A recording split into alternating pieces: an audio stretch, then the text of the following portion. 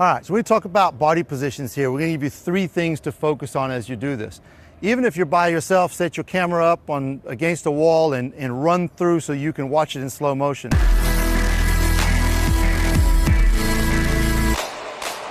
First thing is this nice big bowling ball that's sitting on top of Moose's shoulders here. His head weighs about 8 or 9 pounds. It's at the end of the fulcrum, so where it sits determines what the body does. When Moose drops his chin onto his chest and leans forward, a couple of things happen. We move the center of mass slightly forward, but we also tend to tuck the hips. By the same token, if Moose looks up at the sky, we over-rotate at the hip and we move that center of mass back. So that's a really important thing. We want a nice straight line through the spine all the way to the top of the head. That's an important thing to pay attention to. We watch a lot of sprinters sprint down like this and try to stay low, and the reality is that that chain of power is important, so keep the chin up.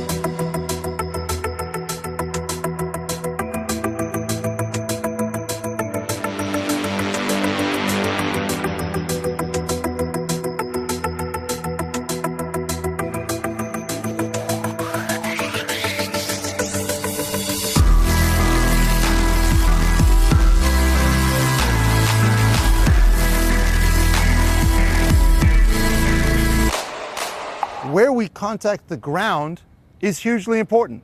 So where Moose's foot is, if you go in a 2-point position, so Moose is in 2-point, right? Where this foot contacts the ground when it touches the ground is really important, but it's important in relation to the hip and the shoulder and the head. So we want to make sure that when Moose takes off here and drives, go ahead, push. All right. So as Moose takes off and he continues the push and that foot comes through, where that foot lands in relation to the hip is going to determine where my power goes. I don't want my power going through the roof. I want it going to where I'm ultimately trying to get to, which is down the track. So that's a really important thing in terms of posture and positions.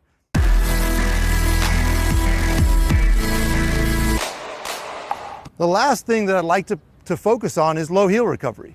Ultimately, the fastest way from point A to point B is a straight line. So when the foot comes off the ground, we want to try to pull it all the way through to that position. We don't want to loop that foot up behind the butt and create a much longer air time.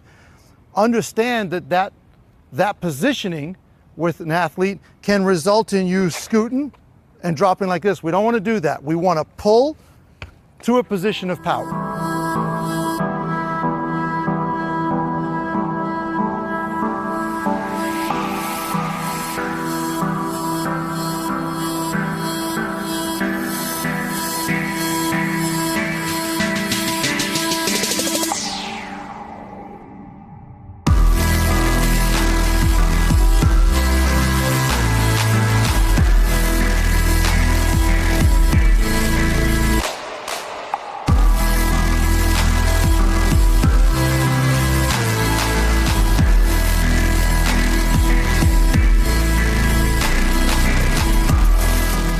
So there's a couple of tools that I like to use to evaluate my athlete. And obviously I'm evaluating posture and positions, and I'm also evaluating their ability to create speed. So we know that speed is stride length multiplied by stride frequency, and those two things are really important.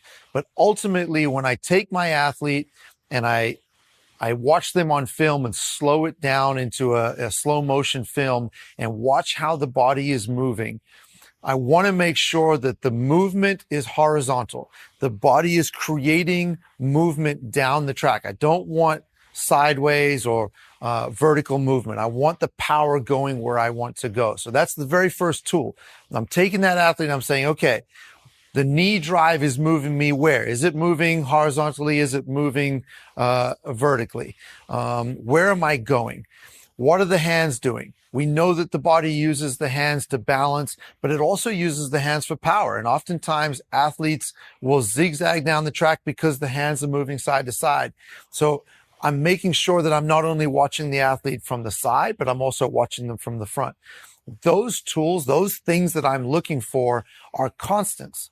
They're not just when the athlete's running full speed. They're in drills, they're in warm-ups, they're even when we're doing extensive tempo or intensive tempo. I want to make sure that the athlete is moving as efficiently as possible.